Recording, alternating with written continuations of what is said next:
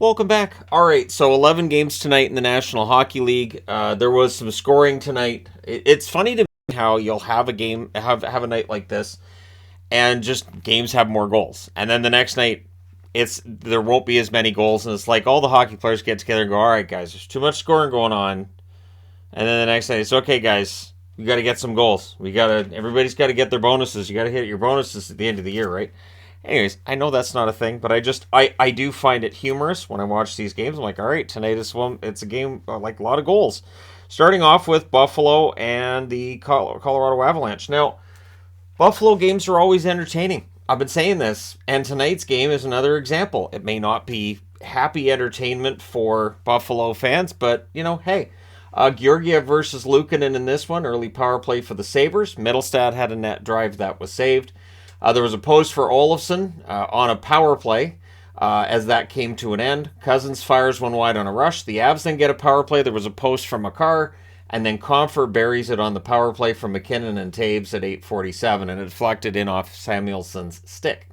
The Avs press for another, but it is Buffalo that gets on the board next. It's Peterka from Quinn and Cousins at 10:19, and it was a one-timer. Nice cross-crease pass there. The Sabres then get a power play. That's killed off. Compher fires one wide on a rush. The Avs press with 3 minutes left. With 56 seconds left, the Sabres go back to the power play, and now they score on this one. It's Thompson from Skinner and Cousins at 19:49. He outweights Georgiev and buries it as soon as he's down on the ice. So it's 2-1 Buffalo after one. Second period. Early press by the Sabres. The Avs get a power play. Chippy play along the boards. The Sabres would finish the kill. Olofsson fires one wide. Then as the Sabres press, the Avs would press at 7 minutes. There's a power play for the Avalanche, but it becomes a minute and 56 seconds of 5-on-3. I do not recommend going down for a minute and 50 seconds of 5-on-3 against the Avs. McKinnon would score during that 5-on-3 from Makar and Rantanen at 9 minutes, and then Lehkonen, 5-on-4, scores from McKinnon and Rantanen at 9:49, and it was a fantastic cycle. No chance for Luukkonen on that one. And then at 11:53, just for fun, McKinnon adds one from Makar and Taves. So McKinnon was having himself a game. And at that point, that's 3 goals in a row in the second. And so Buffalo no longer has a lead. They're now down 4-2. So the Sabres then get an entire 2 minutes of 5-on-3, because sure, why not? Dahlin was denied, but then during the 5-on-3, Cousins scores from Thompson and Skinner at 14:05. The 5-on-4 was killed off. And then Compher adds the second of the game from O'Connor and Cogliano at 17:16. That makes it 5-3. And then in the final minute, there's a press by the Sabres. But we go to the third period, and at 7 seconds, 7 seconds, Tuck scores from Dahlin and Thompson. So that makes it a 1-goal game. The Avs try to answer. When they press, they get themselves a power play. The Sabres killed it off, and then they get a power play as well. That was killed off. The shots halfway through the period are 6-4 for Colorado. Sabres press, that draws them a power play, which was their 7th and final one of the game. Skinner couldn't bury one right after it ends. The Avs then get a power play. That was killed off as well. Buffalo pulls Luukkonen. That allows the empty netter. It's Rantanen from Compher and McKinnon at 19:25. So McKinnon's apparently decided, I think I want to catch McDavid on the points chart. So your final score is 6-4 for Colorado. They go to 13-7-1 with the win. Buffalo drops to 10-13-1 with the loss. The shots in this one, 9-8 Colorado in the first, 13-11 Colorado in the second, 12-9 Colorado in the third. Final shots, 34-28 for the Avs. Power plays, Colorado 3 for 6. Buffalo 2 for 7. The hits were 13-10 for Buffalo. Georgiev saves 24 out of 28. Luukkonen saves 28 out of 33. So, entertaining game. All Buffalo games are entertaining. When there's a bunch of games on, if you don't know what to watch, throw on the Buffalo game. All right, next up. Nashville in against New Jersey. So eventually, New Jersey's good luck had to change, and this is one where Nashville pulls 2 points away from 0. Saros versus Vanacek in this one. It takes 11 seconds for Johansson to get Nashville on the board from Smith and Ekholm. Devils try to answer. In fact, 6 minutes into the game, the shots are 6-2 for New Jersey. Saros was off to a very good start. Lauzon has a shot that's held as the shots start to even up a little bit here. Preds had momentum. They ended up with 6 out of 7 shots. I think it was like 8 out of 9 shortly after that. The Devils get a power play. That's killed off. The Predators with a 3-on-1. That's broken up. But then Sissons. A fantastic play by Yossi to stop the clear and keep the puck in the zone. It gets to Sissons, and at 19:16, Nashville's up 2-0. Devils try to answer. Saros holds. It's 2-0 for Nashville after 1. But the second period, yeah, New Jersey likes the second period. Hamilton has a shot that's screened and saved, and then Ball with his first goal. Scores from Hughes at 1:57. The Devils then get a power play, and they score on it. It's Bratt from Heischer and Hughes at 2:30. It was 5-hole. It was a great deke by Bratt. Nino Niederreiter then had a shot blocked as the Preds try to answer. Devils go back to the power play and they score again. And it's Holtz, who's finally back in the lineup. He scores from Severson and Howell at 4:35. There weren't any easy entries for Nashville either in that second period. The shots were 9-4 for the Devils with 6 minutes left. And every time Nashville brought it into their zone, they got the turnover. They had sticks in the lanes. They were shot blocking. Then there's a press by Nashville, but they couldn't get to the net. The Devils would press back with 2 minutes left, but after 2 periods, it is 3-2 in favor of the Devils. Third period, early press by the Devils. Mercer's denied on a net drive. Sharon Govich steals one, but then he's blocked out by Nashville. Devils get a power play. That was killed off. The shots on net are only 4-3 for the Devils at the half. They were doing a pretty good job of shutting things down. Nashville gets a power play. Really strong puck pressure by the Devils. They end up killing that off. Devils seem to be happy running out the clock. There weren't a lot of whistles at this point in the game. There was a lot of ragging the puck. But this is where it can be frustrating. You're only up by 1. You should be going for trying to get another goal. I'm a firm believer in that. So fans call one, the ref doesn't. Saros makes big saves minus a stick. He didn't have a stick. He makes big saves there. Devils get a power play with 2:45 left. That was killed off. And then with 10 seconds left at 19:50, Granlund buries one in close. He scores that one from Forsberg and Johansson. And so we're going to overtime. And it doesn't take long. In overtime, Duchesne steals one in the New Jersey zone, gets it over to Johansson at 33 seconds. Nashville steals 2 points. They scored with 10 seconds left in the third, scored 33 seconds into overtime, and they win this one 4-3. This could be a big turning point for Nashville's season. They go to 11-9-2 on the year. New Jersey with the overtime loss, that's their first overtime loss point, 19-4-1 on the year now. Shots in this one, 10-9 New Jersey in the first, 11-7 New Jersey in the second. Both teams had 7 shots in the third. Nashville had the only shot in overtime. That's the one that matters. Final shots 28-24 for New Jersey. Those aren't New Jersey-like shots. Power plays, Nashville 0 for 1, New Jersey 2 for 5. The hits were 25-11 for Nashville. Saros saves 25 out of 28. Vanacek saves 20 out of 24. So, bit of a rough start to the December month for Vanacek after being one of the 3 stars of November, but there's plenty of time left to pick it up and get it back together. Next up, Tampa Bay in against Philadelphia. And of the games tonight, this one might have been the second least stressful tension. I mean, the Vancouver, Florida game, there wasn't any tension in that one either. But it's Vasilevsky versus Hart. Tampa Bay presses at 4 minutes, but they're kept to the outside. More pressure at 6.5 minutes, but they're not getting shots. So Tampa Bay's getting zone time. They're not getting shots at this point in the game. Killorn is denied on a rebound. The shots 7 minutes into the game are only 2-1 for Tampa. So for Philadelphia, a team that's not scoring, they're also not generating much. They're trying to defend and protect so they don't give up much. But it doesn't lead to very exciting games. So it's kind of the anti-Buffalo there. Hayes had a near miss on a net drive. Bolts pressed with 9.5 minutes left. There was a near miss for Perbix on a rush. Frost was then robbed in close. The Bolts get a power play, and they score on it. It's Paul from Perry and Killorn at 16:02. Delorier then had a rush chance that was saved before the period's out, but the score is 1-0 Tampa after 1. Second period, Bolts press early for looking for that second goal. McEwen had a net drive. He's poke-checked by Vasilevsky. Nice play by Vasi there. Maroons denied and close as the Bolts press. Lots of zone time, but there's only one shot for Tampa Bay at 5 minutes. But Philadelphia had 0. So this is the thing, right? There's the ice time, and they're blocking out, but they're not getting anything. Philadelphia's not getting any offense. And then Paul scores at 7:55 from Cole and Stamkos. And as soon as that puck went in, Paul knew. He goes over, he grabs the puck. Reminded me of Marchand with Bergeron last week against Tampa. And so Stamkos has 1,000 points. So all the players go on the ice, which confused Philly fans at first that didn't know that he had reached the 1,000 point mark. So there were some grudging cheers that he got to that 1,000 point mark from Philly fans, who I think are just frustrated with how the team's been playing lately. Point then had a rush chance that was saved. Tampa Bay gets a power play. That's killed off.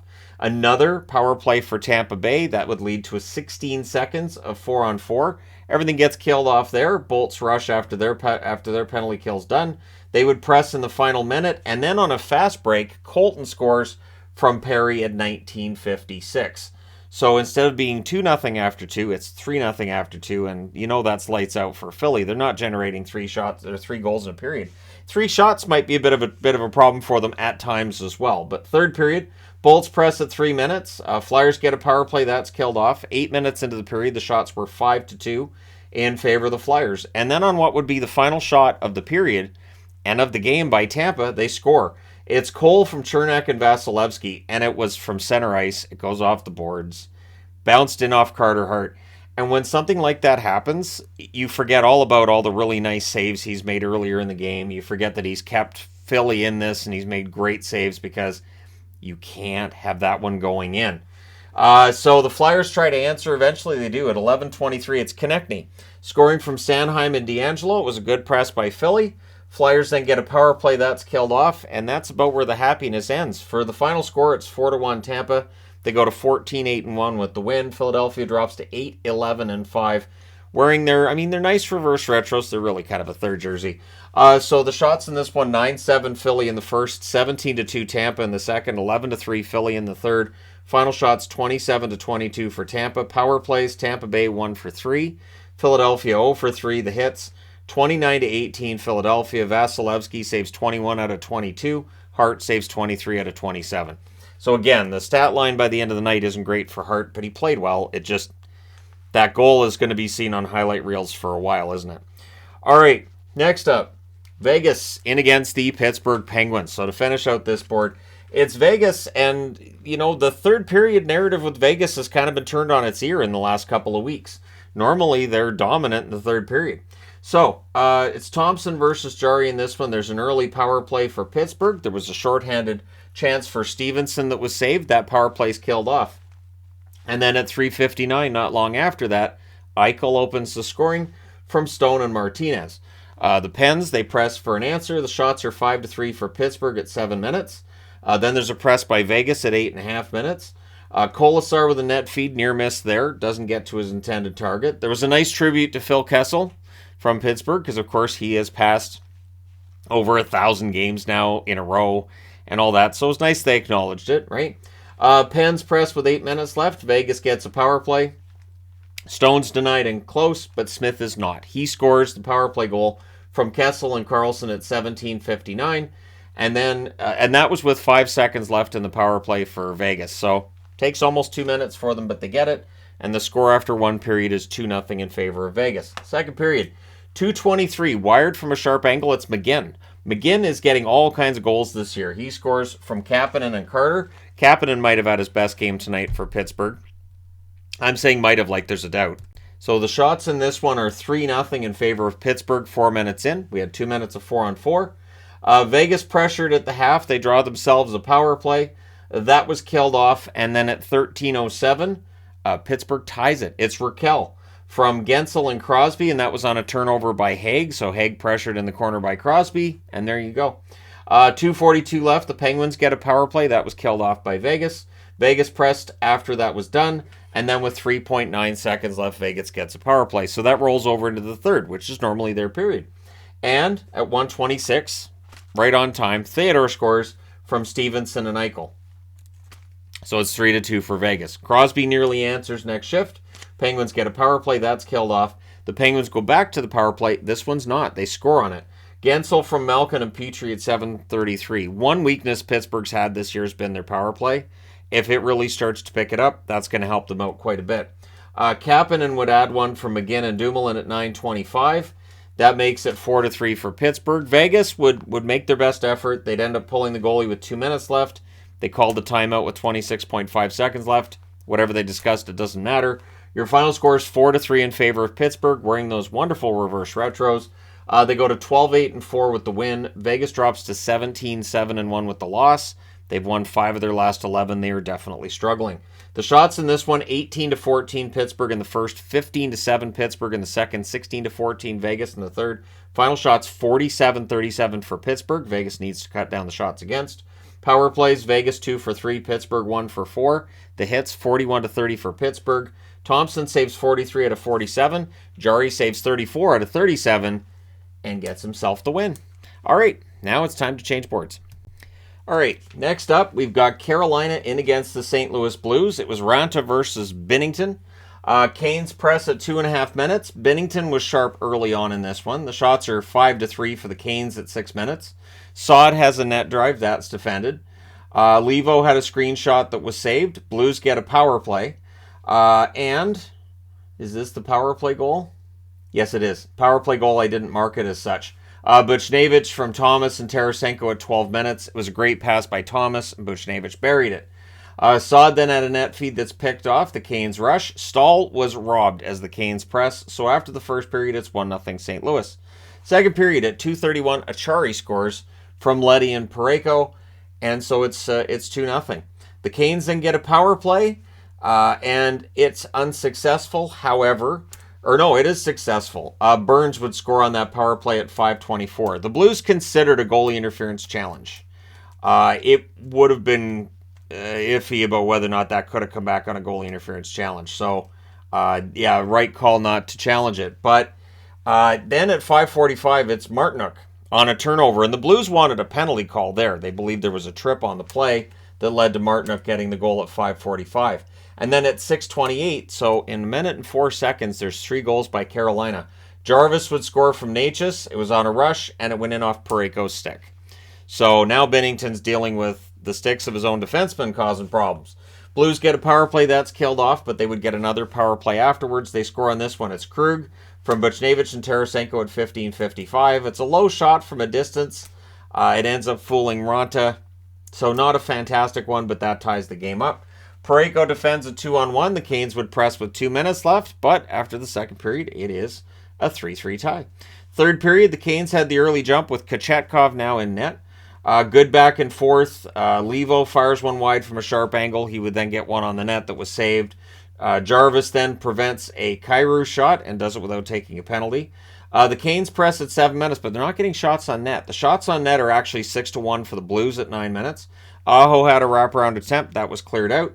And then Martinook. He scores from Slavin at 15:25. It's a 5-hole goal. It went off Leddy's stick into the net. So that's Martinook's second. Buchnevich then had a sharp angle shot. That was saved. The St. Louis Blues would pull the goaltender, and that would allow Stahl to hit the empty net at 18:02. That makes the score 5-3. They would pull the goaltender again, and they would score. It's O'Reilly from Kyrou, 6-on-5 at 19:18. So O'Reilly gets on the board there. However, when they pull the goaltender again, that allows Martinook to get the hat trick, which I think only had one hat hit the ice. And Burns with the assist at 19:51 to solidify the victory. Not the prettiest of wins for Carolina, but you take it, right? 6-4 is the final. Carolina 13-6-5 with the win. St. Louis drops to 11-12 with the loss, so they're back below 500. Shots in this one, 9-6 Carolina in the first, 18-9 Carolina in the second, 11-9 St. Louis in the third. Final shots 36-26 for Carolina. Power plays 1-for-1 for Carolina, 2-for-3 for St. Louis. Hits 27-12 in favor of St. Louis. Raanta saves 12 out of 15. Kochetkov saved 10 out of 11. And at the other end, Binnington saved 30 out of 34. Kochetkov is definitely making it so that once both Raanta and Anderson are healthy and playing, I don't think you want to send him back down necessarily. He might be their best goaltender right now. So once that happens, we'll see what they do. But honestly, I wouldn't send Kochetkov down. But that's just me. Next up, Edmonton in against the Minnesota Wild. So the first period was very Minnesota. There wasn't a lot going on here. It was Campbell versus Fleury. The Oilers had the only shot on net at 3.5 minutes, so it did start slow. Zuccarello has a shot kicked aside. There was a power play for the Oilers, and they score on it. It's Draisaitl. Keeps his goal-scoring streak going from McDavid and Bouchard at 11-17. Buries the one-timer. It was a really good cycle by Edmonton. Shore then had a rush chance to save the Wild press with 2 minutes left. Things get pushy at the horn because Ryan Reeves is out there. So, of course, he's stirring things up. Second period, we had an early power play for the Wild, and they scored to tie the game at 1. It's Eriksson Ek from Kaprizov at 1:51. But Edmonton does come back and regain the lead. It's McDavid from Draisaitl and Hyman at 4:22. The Wild then get a power play. Aggressive penalty kill by the Oilers here. They do kill it off, but the Wild go back to the power play, and they score on this one. It's Kaprizov from Boldy and Eriksson Ek at 10:53. The Oilers then press to answer. They press some more with 7 minutes left. But at 13:59, Freddie Gaudreau scores. So the goal for Minnesota is Gaudreau from Petan and Merrill. So, yeah, all of a sudden, Minnesota has a lead of 3-2. Hyman's denied as the Oilers press, and then Boldy nearly added one as well. So we're going to the third period with Minnesota up by 1. Goligoski has a shot that's saved. Nurse then had a rush chance that was saved as well. The Oilers press at 2:30. But then Sam Steele, he dekes around Campbell and buries it. He's starting to pick up the goal scoring. I think that's 3 goals in 5 games for him. Zuccarello and Merrill with the assists at 3:13. So Merrill's on a scoring binge. He got 2 assists tonight. And yeah, great goal by Steele. Wild press for more. Campbell holds on. We get some pushing after that. The Oilers get a power play. That's killed off. Nugent Hopkins was denied twice. McDavid then had a chance that was held. And then a point shot gets tipped 5-hole by Zuccarello. The assists to Dumba and Kaprizov at 11:48. Steele was then denied as the Wild press.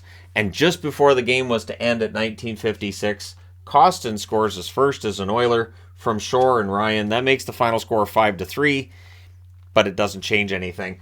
The Wild with the 5-3 win go to 11-9-2 on the season. The Oilers dropped to 13-11 with the loss. The shots in this one, 6-4 Minnesota in the first, 13-6 Minnesota in the second. Both teams had 11 shots in the third. Final shots 30-21 for Minnesota. Power plays Edmonton 1-for-3, Minnesota 2-for-3. Hits 19-17 Edmonton. Campbell saves 25 out of 30. Fleury only faced 21 shots and he saved 18 of them. So he would have saved 18 out of 20 if it wasn't for that. So he just ends up with not a .900 save percentage because of that late goal by Kostin. All right, next up, Anaheim in against Dallas. This was lopsided most of the night. Anaheim had a decent first, and then after that it was just all downhill from there. Stolarz versus Ottinger. Both teams wearing the reverse retros. What I found funny was that the Dallas announcers were like, yeah, so Anaheim wearing their white jerseys with the orange trim and Dallas wearing their reverse retros. And I'm like, yeah, no, those are both reverse retros, guys. I don't have a phone number to contact them at this point. The Ducks get a power play. There was a post for McTavish. I'm obviously kidding. I wouldn't expect anyone's phone number like I call anybody or text anybody. So yeah, post for McTavish. Vetrano has a shot that's saved. That's killed off. Robertson's denied on a rush, and he must have taken that personally because then he scores. He scores from Hintz and Miller at 4:13. It deflected in off Akanainen. That's his 20th goal. So yeah, Robertson's really starting to take over this goal-scoring race. Stars press for another. The shots are 8-4 for the Ducks, though, at 8 minutes. It didn't feel like the Ducks should be ahead in shots. Johnston's denied. The Ducks press after that. Ben has a shot that's held. Stolarz was solid at this point. Stars get a power play. That's killed off. Jones was denied then as the Ducks press. We had a fight between Benoit and Marchment. It becomes a Ducks power play because, again, it was an instigator penalty against Dallas. That's 2 games in a row that a player's got an instigator for Dallas. I don't know. Or second time in 3 games. Sorry. So we go to the second period with it 1-0. There's 1 minute and 34 seconds left on the Ducks power play. The Stars do finish the kill. Johnston's then robbed on the doorstep. The shots are 5 apiece at 5 minutes. The Stars press. That draws them a power play. Heiskanen has a blasted save. Good cycle. And then the 21st goal of the season is scored by Robertson on the power play from Heiskanen and Pavelski at 7:43. The Stars press for more. I cannot stress enough, this is just all Dallas. At 11:09, they make it 3-0. Kivi Ranta from Heiskanen and Sagan buries the rebound there. So Heiskanen with a couple of primary assists at that point. And he wasn't done with the primary assists for tonight either. Too many Ducks on the ice. The Stars get a power play. After that power play's done, the Ducks get a power play of their own. That's killed off as well. So we go to the third period with the score of 3-0, and it really is just academic at this point. Stars get an early power play, and they score on it. It's Robertson. His second power play goal of the game, his 22nd goal of the season. From Heiskanen and Hintz at 1:23. That is his 3rd career hat trick. And so, yeah, Robertson, really, really quite good for Dallas right now. And it's funny because I've started seeing people saying, well, he's a new superstar, Robertson. He's been a superstar for a couple years. Not producing like this, but I'm glad people are finally catching on at how good Robertson is. So the shots are 8 apiece at 9 minutes. Hintz is denied on a net drive. And then Wyatt Johnston gets his 7th of the season from Hakanpää, 11:23. Ben then had a net drive that led to a penalty shot. That was saved by Stolars. It was a 5-hole attempt by Ben, who went out wide on it. Sagan was then denied on a 3-on-2, but the Stars weren't being denied a lot tonight. Your final score is 5-0 for Dallas. They go to 14-6-4 with the win. Anaheim drops to 6-16-2. The shots in this one, 12-10 Anaheim in the first, and then 16-10 Dallas in the second, 15-9 Dallas in the third. Final shots, 41-31 in favor of the Stars. Power plays, Anaheim 0 for 3, Dallas 2 for 4. Hits were 25-15 for Anaheim. Stolars saves 36 out of 41, and Jake Ottinger, 31 saves on 31 shots. His 4th career shutout, his 2nd shutout this season. Yeah, Ottinger pretty good, and I understand it's Anaheim. I get it, but it's nice to see Ottinger get the shutout. All right, that being said, last game on this board is Calgary at home against the Montreal Canadiens. The Flames wearing their Blasty jerseys again. So it's a good thing I picked that black Flames logo for this one. Kind of matches the Blasty. And that mask for Markstrom, that's absolute perfection. So it's Allen versus Markstrom, and it takes 13 seconds for Slafkovsky. Remember the bust? Yeah, no, he scores at 13 seconds from Monahan and Gooley, and his play's been picking up lately. Flames then press at 3 minutes. Armia has a chance that's held. He's not allowed to get points this year. Ritchie has a shot that saved. The Habs rush. The shots are 5-3 for the Habs at 6 minutes. Allen was sharp on a puck off Gooley's skate, so the puck deflected off Gooley's skate, and he saved it there. It would have gone in off other goaltenders.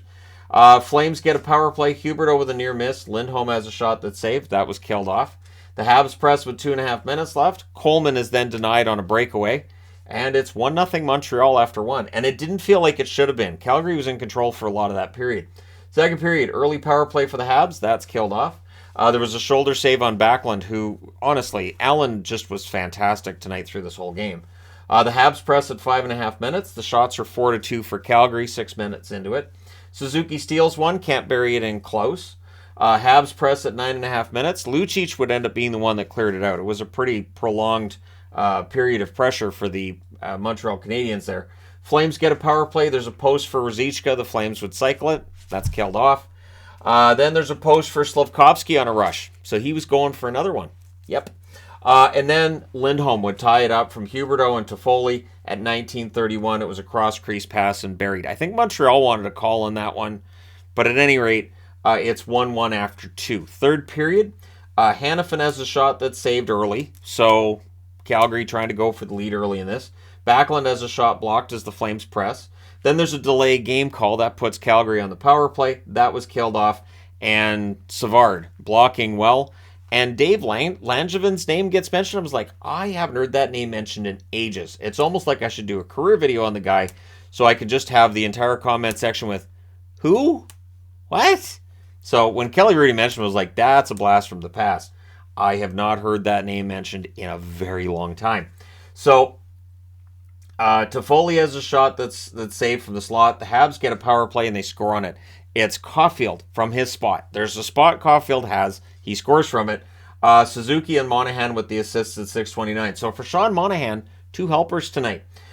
So the shots are 11-4 for Calgary at the half. This is where the frustration comes in. The Montreal's goaltender's playing absolutely bonkers, fantastic hockey here. Habs get another power play. That's killed off. Backlund's denied on a 3-on-1.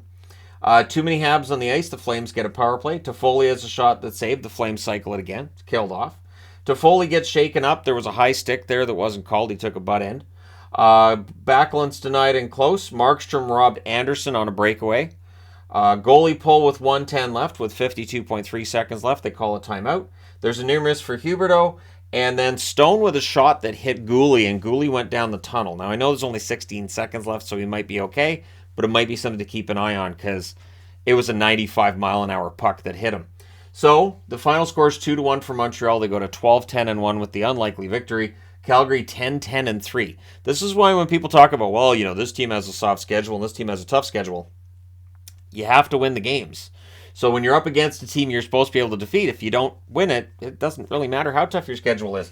But for Montreal, it's a win, keeps them in the hunt, doesn't it? So the shots in this one, 12-6 Calgary in the first, 13-8 Calgary in the second, 21-5 Calgary in the third. Final shots, 46-19 for the Flames. Power plays, Montreal 1 for 3, Calgary 0 for 4. The hits, 17-9 Calgary. Allen saved 45 out of 46, and Markstrom after the game said that he sucks. 17 saves on 19 shots.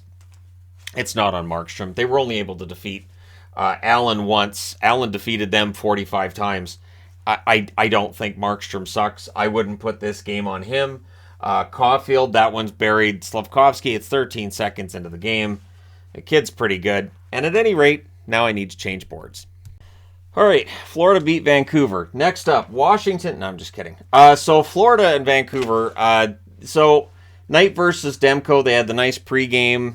Now there's a lot of debate, and now I'm starting to see how, it's disrespect not to retire Luongo's number, and this is about the cap recapture. And can we just enjoy things sometimes? Just a little bit, especially when it's a pregame ceremony, and you're against an angry Florida team, and they're going to kill you, so you might as well just enjoy this pregame ceremony and just, think about the good times. But no, we'll just talk about the disrespect for Luongo. So Hornquist has a rush chance that's saved. The shots are 2-1 for Florida at 4 minutes. Power play for the Canucks. Like, if they really want to disrespect him, why even put him in the Ring of Honor? So if they really hated him, why put him in the ring? It doesn't make any sense. Anyway, all right. Got to get off that high horse. All right. So there's a power play for the Canucks. That's killed off. Mahura has a rush chance that's held. The shots are 4 apiece at the half. The Canucks press with 7 minutes left. The Panthers get a power play. Kachuk's denied and close. That's killed off. The Panthers press after it ends, and then it's interesting to see how this happened. Apparently, this is the fastest 3 goals scored by the Panthers in their history. It starts with Tkachuk from Mahura at 18:14. Then it's Forsling from Reinhart and Lusterinen at 18:49. And then it's Lomberg from Hornquist and Eric Stahl at 19:13. And to make it worse, Demko got hurt on the play when Lomberg got the goal there. He was down. And he was out. He could not put any weight on, I think it was his right leg, he couldn't put any weight on as he left the ice. And so it didn't look good. It didn't look like a day-to-day injury. So Demko's going to be out for a while. This means Martin and who do you call up? Seelobs? This is where trading DiPietro. I mean, there's definitely goalies that are available if they need to trade for one for a while, but yeah, it's rough. That made it 3-0 Florida after the first period. Second, and that's when I put the records up there because I was like, yeah, Vancouver's not scoring 4 tonight. And I know Spencer Knight's been playing really well lately, so it just added up. So Lazar has a chance that's held in the second period. Panthers get a power play. Martin holds on to one while he was without his stick. Reinhart misses one high as the power play comes to an end. Things get pushy after a hold by Martin. We then had a fight between Gudas and Miller. Hey, JT Miller standing up for teammates. I'm fine with that. Dries tips one wide on a rush. The shots are 4-2 for the Panthers at the half. And then Bennett makes it 4-0. He scores from Verhaeghe and Tkachuk at 11:38. To the Canucks' credit, they do come back and answer. It's Joshua from Bear and Dries at 12:26. Martin then holds on to a Cousins chance, and then with 1:50 left, the Canucks get a power play. So they're down 4-1. They have to score here. Spoiler alert, they don't. We go to the third period where that last 10 seconds just rolls right off. Verhaeghe then fires one wide on a rush. Stillman had a rush chance that was held. The Canucks, they press, they draw a power play. Horvat has a shot that's saved. They cycle it out. That's killed off. The Canucks 0-3, and that's where they'd finish the night. Forsling fires one wide on a rush, and then it's Bennett with the second goal of the game from Tkachuk at 11:11. So Tkachuk with a goal and 2 assists to make up for not getting anything on the board against Calgary. And with 6 minutes left, the shots were 15-4 in favor of the Canucks. Not much happened after that. John Shorthouse saying there wasn't any flow to this game. And I can't disagree with him on this. So Florida wins an ugly one, 5-1. They go to 11-9-4. Hey, with the way things are going for Florida, they'll take an ugly one. The Canucks drop to 9-12-3, and this is 2 games in a row at home where they've just looked bad. This is how it is. So if tomorrow I find out that they've decided, okay, we're going to blow it up, I really could not blame them based on the last couple of games and the fact that they're now 3 games below NHL 500. They've won 9 out of 24 games. So the shots, 18-8 Florida in the first, 9-8 Florida in the second, and then 17-5 Vancouver in the third. Final shots actually favor Vancouver, 33-32. Power plays, Florida 0-2, Vancouver 0-3. The hits were 23-10 for Vancouver. Spencer Knight was excellent, 32 saves on 33 shots. I think he's taken the job from Bobrovsky. Demko saved 15 out of 18, got injured, and then Martin saved 12 out of 14. So we'll see what they do. If Demko's going to be out for a long period of time, Find a team with a goaltender. And no, it's not Cal Peterson. No. The LA Kings, which we'll get to, have basically said they want Cal Peterson to get his confidence back in Ontario, and then they're going to bring him back up. So that's the plan, is to get him back into his game and get him out of that pressure and then bring him back up. That's the idea. We'll see if it works. All right, next up. Washington in against Seattle. So this was Kemper against Grubauer, and this was a very thrilling game. So Schwartz with a steal sets up a press by the Kraken. Seattle had the early edge and chances. Not necessarily shots on net, but chances. Caps press at 3.5 minutes. Burakovsky has a shot that's kicked aside. Both teams were doing a good job shot blocking. And then Fehervary, who suddenly seems to think, hey, I can score goals. He scores from Ovechkin and Sherry at 7:36. He buries that one from a distance. Caps press for another. We then had a fight between Oshie and Gord. So who had those two on their fight card? Seattle presses. The Caps block and clear. The Caps then get a power play and they score on it. It's Connor Sherry on the power play from Johansson and Ovechkin at 14:04. Seattle would then press with a minute and a half left. But after one period, it's 2-0 Washington. And I thought, well, it's a 6-game winning streak. And I mean, if it's over, it's over. But second period. Early power play for Seattle, that was killed off. Kemper with some saves right after that's done. Caps get a power play, good cycle. Ovechkin had a shot that was held. He had opportunities tonight, but he's still at 793 goals. Kuznetsov wires one high as it ends. The shots 8 minutes into the period are 5-1 for Washington. Kraken get a power play, and they score on it. It's Jaden Schwartz, who now has 8 goals on the season, from Dunn and Burakovsky at 13:28. And that one, too, Dunn takes the shot, it bounced off the boards to Schwartz. Those bounces off the boards, I tell you, those are pretty goals when, and I mean, I assume defensemen do it on purpose, but even if you don't, pretend you did. Yeah, no, that was, I missed that on purpose, so you could bury it. You're welcome. So, Donato had a spinorama chance that missed wide. So I've started seeing spinoramas lately. It'd be nice to see more spinoramas, wouldn't it? Sprong has a shot that's held, and after 2 periods, it's 2-1 in favor of Washington. Third period. Early power play for the Caps. Good kill. Gord clears it. It's killed off. Beniers has a shot that's deflected out. The Caps press at 6 minutes. The shots are 5-1 for the Caps at 8 minutes. So in all 3 periods, the Capitals came out and had the opportunities, and then Seattle has to fight their way back into it. Seattle presses at 9.5 minutes. They're still not getting enough shots at that point. Borgen then has a shot that's saved. There's more pressure. So they just kept working on that Washington defense. 7:45 left. The Caps get a power play. That's killed off. Schwartz has a shot that's blocked, and then Gord. Gord scores from Sprong and Dunn at 17:33, fires it high from in close, and it ties the game. Kraken then press for the lead, but instead we're going to go to overtime because we want real drama, and we get it. The Caps 1-3 in overtime, Seattle 3-3 in overtime. Remember last year they couldn't win in overtime. If the game was going to extra time, you knew Seattle was going to lose. It takes 7 seconds. Yeah. Win the face-off, score on a break, and profit is what I wrote here. So Beniers scores from Burakovsky. Just made it look easy. Just like, yeah, no, I'll just win it. Thanks, guys. Just put me on the ice. I'll just win it. Dave Haxtell as well showed a lot of emotion in this when they tied it and then when they won it. And I'm glad for him. He's taken a lot of criticism along the way, and Seattle's got a really good record going. They've won 7 in a row. They're 15-5-3.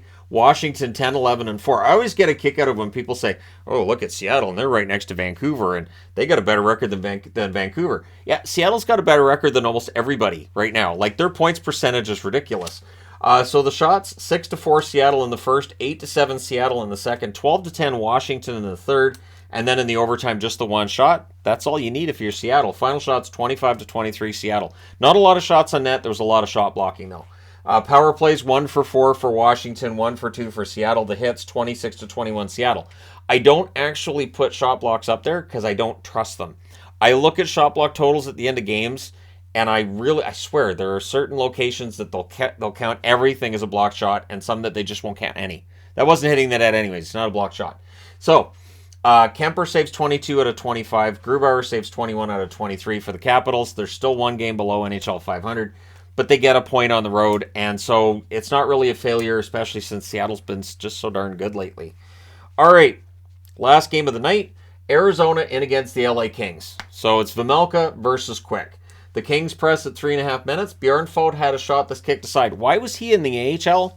He was really good tonight. I don't understand. Like, every time Tobias Bjornfot plays a game and I watch him, I'm like, he's a good defenseman. I don't understand why he was in the... I know they've got depth on the blue line, but... It just seems ridiculous to have such a talented defenseman in the minors. So Kings get a power play. There's some pushing before they go on to the power play. Fiala's denied. The Kings cycle. Lazot's denied then after it ends. The shots are 9-1 at this point for the Kings. Vejmelka's the only reason this game isn't like a blowout for LA at that stage. The Coyotes get a 4-minute power play. And then Vejmelka with a mishandle. Just kind of lazy with the puck and a wide open net there. But they recovered. Nothing happens there. Shorthanded Grundstrom shot is held. They do kill that off. And then the Kings get a power play. During the Kings power play, Arizona, who couldn't score during their 4-minute power play, scores shorthanded. It's Fisher at 12:44. Dursey falls down, and Fisher goes, cool, all right, thanks for falling over. And then on that same power play, Kopitar answers. So the power play goal, the shorthanded goal, they nullify each other. From Velarde and Fiala at 13:21, and it was on a rush. So not your standard goal, but it's 1-1 after one. Second period. Coyotes had the only shot 4 minutes in, and then they get their second shot, and it goes in the net. It's Stetcher from Gunther at 4:28. He fired it high from the point, and I thought that was one Quick should have had. I thought Quick should have had that one. Velarde with a net drive, Vejmelka with the poke check on that, and then Bukestad scores to make it 3-1 from Gunther and Michelli at 7:01. And it's turnover, and it's in the net. And how did that turnover happen? Alex Edler's blade fell out. We're seeing a lot of that, too, where the guy's blades fall out. The technology where you can change the blades, there's got to be a way to improve that so the blade won't fall out while they're skating. But anyways, it does lead to some interesting situations. And it feels like the goalies are usually the ones losing the blades. Kings get a power play. Things get punchy after a hole by Vejmelka. But LA would score on the power play when the play gets going again. Good board play by LA leads to the goal. It's more on the power play from Arvidsson and Dursey at 9:09. So Dursey making up for falling down in that shorthanded goal in the first. Coyotes try to answer, but at 18:28, Grundstrom scores from Fagemo and Anderson Dolan for Fagemo. That's his first point in the National Hockey League. Killer was then denied in the closing seconds. So for the LA Kings, they're in a 3-3 tie with Arizona after two. Third period, early press by the Coyotes. Mikey Anderson prevents a goal. Again, talking about LA's defense, Mikey Anderson, I love the player. I think he's fantastic. If you get a chance to watch LA games, just watch Mikey Anderson. Just isolate on him. Coyotes press at 5 minutes. Things get punchy after a hole by Quick. I have always had an affinity for defensive defensemen who shot block, prevent goals like that, and just I've always really admired them. 2 minutes of 4-on-4 ends up being the result of some punchiness after a hole by Quick. And during the 4-on-4, Kopitar scores. He scores from Doughty and Bjornfot at 5:22. So there's Tobias with an assist. Play him. Coyotes press to answer. They end up with a power play. That becomes a 4-on-4 for 1 minute and 2 seconds. Everything's killed off out of that. The Coyotes press with 5.5 minutes left, and they had some momentum. There was a post for Fiala then on a rush against that momentum. Goalie pull with 2.5 minutes left. Understandable, because Arizona had the puck in LA's zone a ton, so pulling the goalie maybe a little bit early, understandable. However, Fiala would hit the empty net from Kempe at 18:02, and your final score is 5-3 for the LA Kings. They go to 13-9-4 with the win. Arizona 7-11-3 with the loss. This is game 11 out of a 14-game road trip, but at least they're close to home. It's a few hours drive from there. So the shots, 15-11 LA in the first, 10-9 LA in the second, 7-1 LA in the third. Shot suppression by the LA Kings, very good in that third period. Final shots, 32-21 for the LA Kings. Power plays, Arizona 0-3, LA 2-4. The hits, 32-25 Arizona. Vejmelka, 27 saves on 31 shots. Jonathan Quick was good. Not great, but good. 18 saves on 21 shots. It's better than allowing 9 goals. They didn't do that tonight. So, nice bounce back game by the Kings. We'll see what happens from here. Let me know your thoughts in the comments section below, as always. Don't forget to hit like and subscribe. If you're browsing your way through, you just happened upon this video. Thank you guys so much for watching, for all your support. I will talk to you again soon.